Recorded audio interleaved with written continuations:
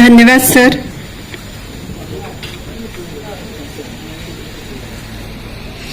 आजच्या कार्यक्रमाचे उद्घाटक माननीय अशोकभाऊ सरस्वती सर आपल्याला मार्गदर्शन करतील अशी मी त्यांना विनंती करते.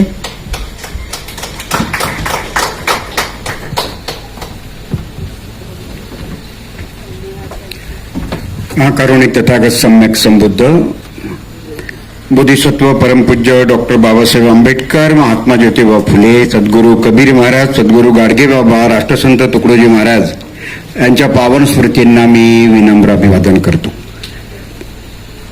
सत्कार मूर्ती आदरणीय विभूतीचंद्र गजभिये, आजच्या सभेचे अध्यक्ष डॉक्टर रवी दलाल, या कार्यक्रमाला मान्यवर जे उपस्थित आहेत आदरणीय डॉक्टर अशोक बागुल, रामभाऊ डोंगरे, दीपालीताई आणि डॉक्टर कीर्तीताई आणि विभूतीची आई, विभूतीची बायको, त्याचे 2 पिले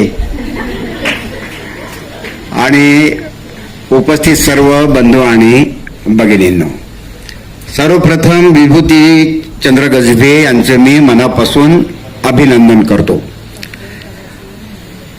खरं म्हणजे आपला एखादा कार्यकर्ता जेव्हा समाजामध्ये त्याचा गौरव होतो तेव्हा असं वाटतं की तो आपलाच गौरव होत राहिला. विभूती हा कॉलेजमध्ये शिकत असताना माझ्या हाताखाली तो सामाजिक कार्यात तो सक्रिय झाला आणि आयोजन करण्याची त्याची जी पहिलेपासूनची जी आवड, त्याच्या गावात पण त्याने अनेकदा कार्यक्रमाचे आयोजन केले आणि त्याच्यानंतर तो BSc शिकायला आला आणि माझ्या बायकोचा तो विद्यार्थी. त्याच्यामुळं मी शिकू का नाही शिकू, तो माझाही विद्यार्थी. त्याला मी सामाजिक चळवळीमध्ये जे काही धडे दिले तर त्याची आठवण तो नेहमीसाठी ठेवतो. रवी याचं पण तसंच आहे.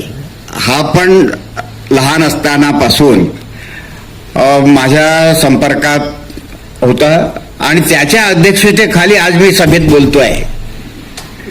याचाही एक म्हणजे गौरव वाटतो. रवी पहिलेपासूनच चिकित्सक आणि एखादी गोष्ट जोपर्यंत पटत नाही तोपर्यंत तो बापाले काका म्हणणाऱ्यापैकी नाही. एकदम चिकित्सक असं एक ते व्यक्तिमत्व. आजच्या या सभेमध्ये कीर्तीताई, दीपालीताई जर सोडल्यात तर हे बाकी सगळे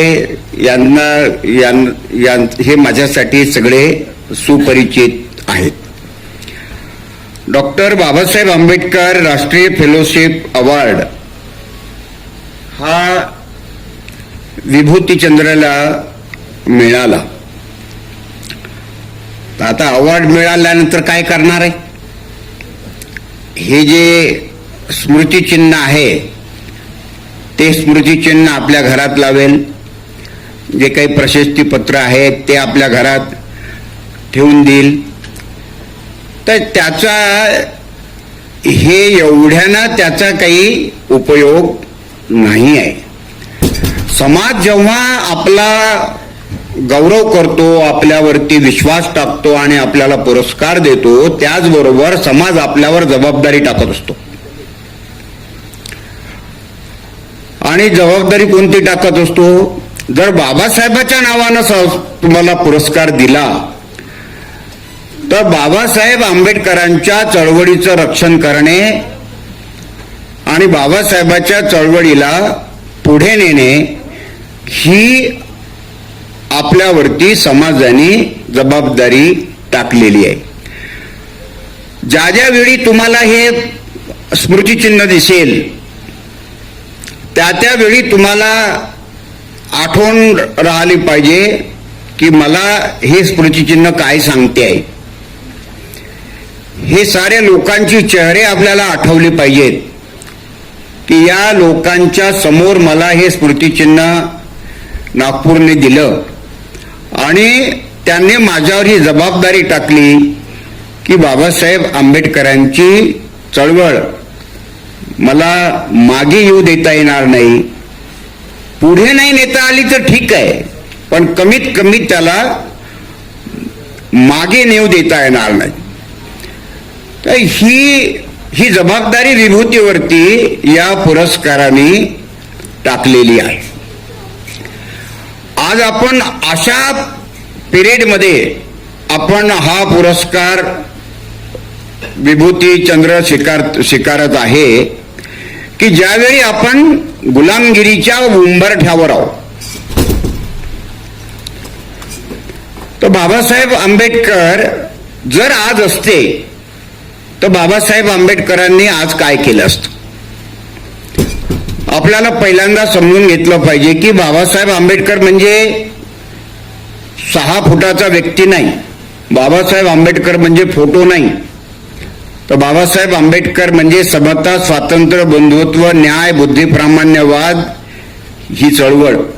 बाबासाहेब आंबेडकर म्हणजे लोकशाही, बाबासाहेब आंबेडकर म्हणजे या देशाचं संविधान, आणि बाबासाहेब आंबेडकर म्हणजे भगवान बुद्धांनी दिलेल्या शिकवणीचं एक प्रतीक. ह्या सगळ्या गोष्टी म्हणजे बाबासाहेब. कुठल्याही व्यक्तीची प्रतिष्ठा जे निर्माण होत असते, त्याला जे देवत्व प्राप्त होत असते, ते त्यांच्या कर्तृत्वामुळं आणि त्यांच्या विद्वत्तेमुळं होत असते. आणि म्हणून बाबासाहेब आंबेडकरांना स्वीकारत असताना त्यांच्या चळवळीचं आपण नेहमीसाठी स्मरण ठेवलं पाहिजे. आज बाबासाहेब आंबेडकर असते तर बाबासाहेबांना दुःख झालं असतं की या देशातली लोकशाही रसातळाला जात आहे, या देशाचं संविधान पायदळी तुडवलं जात आहे, या देशाचं संघराज्य हे जे पद्धती आहे, शासन पद्धती, ते नाहीशी करून हे अध्यक्षीय प्रणालीकडे झुकत आहे. तर अशा वेळी बाबासाहेब आंबेडकरांनी काय केलं असतं, हा प्रश्न आज मला पडतो, तसा तुम्हाला पण पडायला पाहिजे. बाबासाहेब आंबेडकरांनी अशा वेळी काय केलं असतं. ते असे म्हणाले, त्यांचं एक प्रसिद्ध वाक्य आहे, गुलामांना गुलामीची जाणीव करून द्या म्हणजे ते स्वतःच बंड करून उठतील. ही जाणीव काही सगळ्यांना नाही आहे. आपल्याला जसं वाटते की सगळेच जागृत आहे, काही जागृत नाही आहे. अजूनही आपण जे पाहतो तो समाज हा झोपेतच आहे. समाज कोणता? तुमच्या समोर फक्त बाबासाहेब ज्या समाजात जन्मास आले तोच समाज असेल तर ही धारणा तुमची चुकीची आहे. बाबासाहेब ना एका जातीसाठी जगले, ना एका जातीसाठी त्यांनी कार्य केलं. बाकीचे लोक दुसऱ्यांना काही पण देऊ, पण बाबासाहेब आंबेडकरांचं व्यक्तिमत्व असं होतं की ते राष्ट्रासाठी जगले. Nation is the first and nation is the last. राष्ट्राच्या शिवाय दुसरं बाबासाहेब आंबेडकरांना काही दिसत नव्हतं. अस्पृश्यतेच्या यातना भोगल्या म्हणून ते काही बदल्याच्या भावनेनं इतर समाजाकडे पाहिलं नाही. त्यांनी अस्पृश्यता नष्ट झाली पाहिजे म्हणून अस्पृश्यांमध्ये स्वाभिमानाची भावना निर्माण करून ते अन्यायाच्या गुलामीच्या विरुद्ध त्यांनी बंड केलं पाहिजे, यासाठी बाबासाहेबांनी त्यांना प्रवृत्त केलं. परंतु बदल्याच्या भावनेनं ते कधी ते वागले नाही.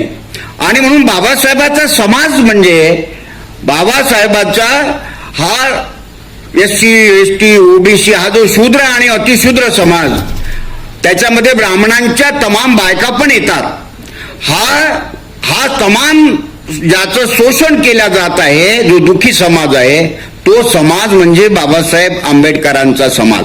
तो बाबासाहेबाला मानू अगर न मानू, सगळ्याच्या सगळेच बाबासाहेबाला मानतीलच याची गॅरंटी नाही आहे. पण एखाद्या लेकरानं आपल्या बापाची इज्जत नाही केली म्हणून बाप असा म्हणत नाही का हा माझं पोट्ट नाही आहे. बाप म्हणतोच का हा माझं लेकरूच आहे. त्याला ते नातं तोडता येत नाही. म्हणून बाबासाहेबांच्या विचाराला भले काही लोक मानत असतील, नाही मानत असतील, पण बाबासाहेबांच्या कर्तृत्वाच्या कार्याचा ते मात्र फळ उपभोगत आहे. आणि बाबासाहेबांनी प्रत्येकासाठी त्या गोष्टी खुल्या केलेल्या आहे.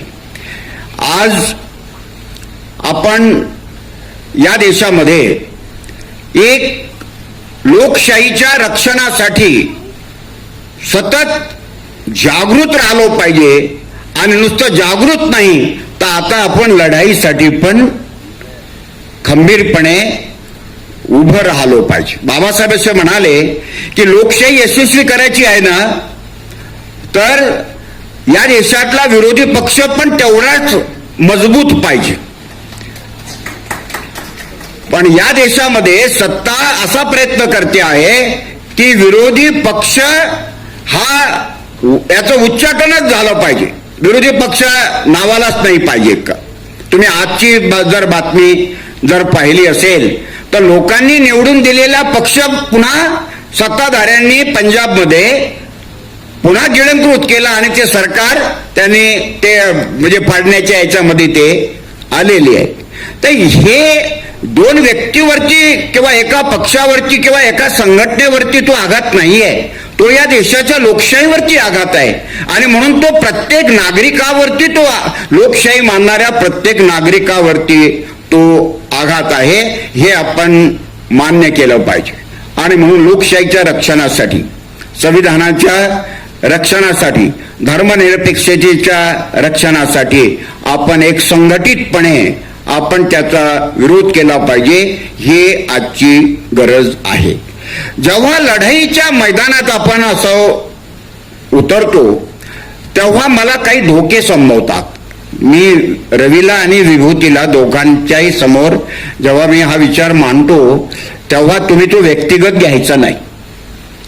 तुम्हाला मिळालेल्या पुरस्काराचं मी अभिनंदनच केलेलं आहे. पण ज्या दिवशी आपण पुरस्काराच्या नादी लागू आणि पुरस्काराची नशा आपल्याला येईल तर त्या दिवशी आपला प्रवास गुलामगिरीकडे जातो. त्याचं मी एक उदाहरण सांगतो. एक माझा मित्र आहे, त्याच्याकडे मी गाडगे बाबाच्या पुण्यतिथीच्या वर्गणीसाठी मी गेलो तर ते काय म्हणाले मला, अशोक भाऊ मी तुम्हाला मागेल तेवढी वर्गणी देतो, तुम्ही फक्त मला एक पुरस्काराचं एक प्रमाणपत्र द्या. काय तुम्ही गाडगे बाबा आश्रमाने मला एक पुरस्कार दिला. म्हटलं मी तर तुम्हाला पुरस्कार दिलाच नाही. नाही देऊ दिला म्हणे, फक्त प्रमाणपत्र द्या म्हणे.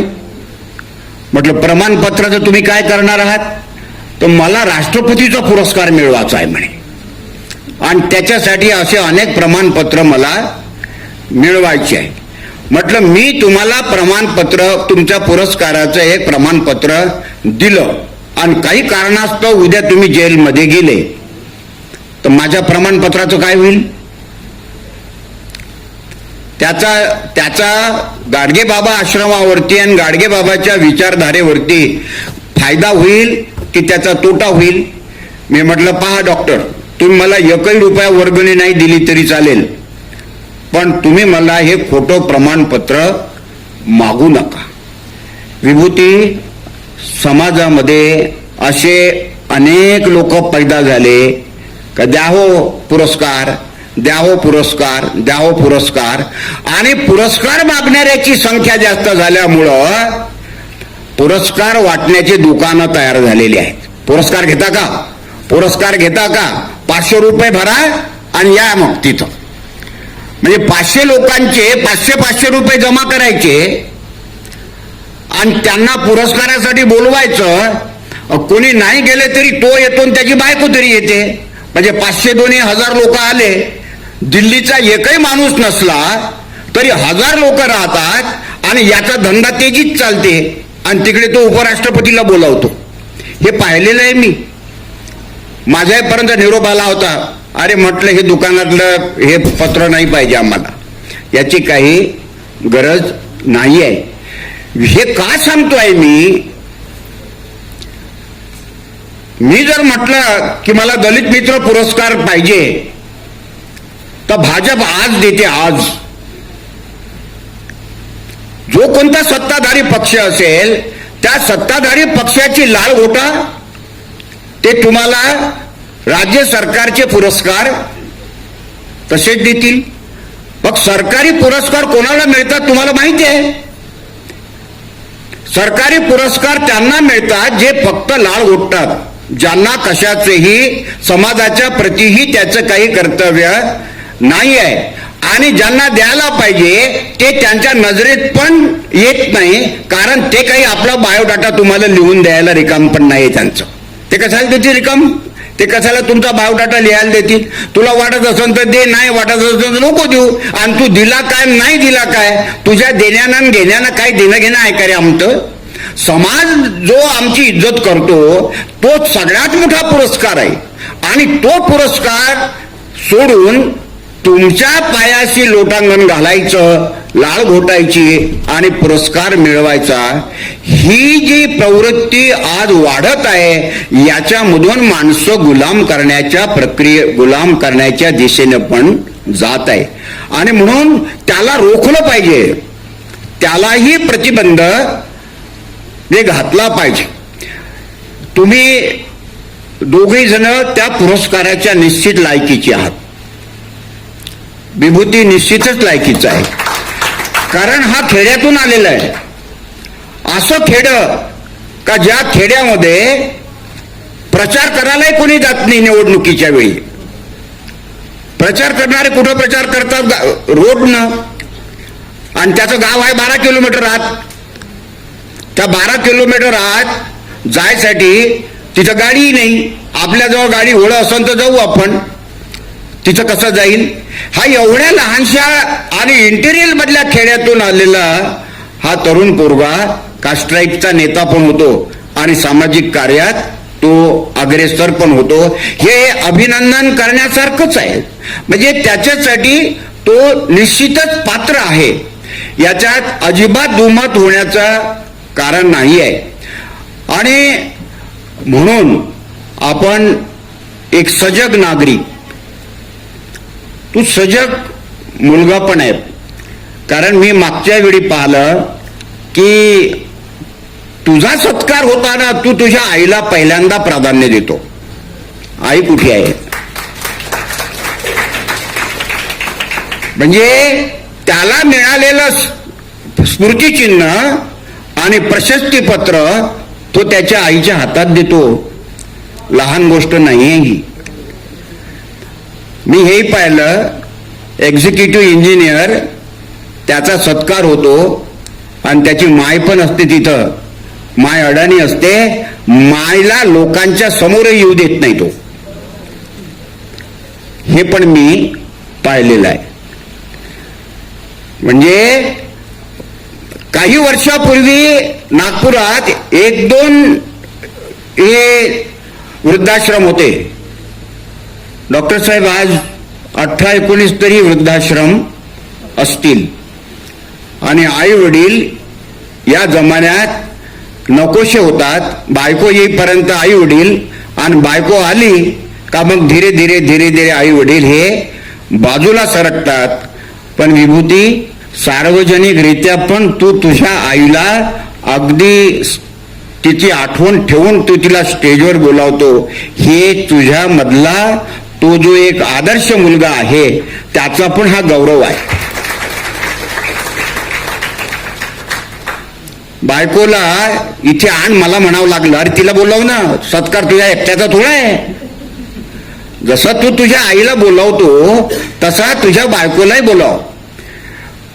त्याला हे पण जाणीव ठेवले पाहिजे की आईची जशी प्रतिष्ठा तेवढीच प्रतिष्ठा बायकोची पण असते बरं का.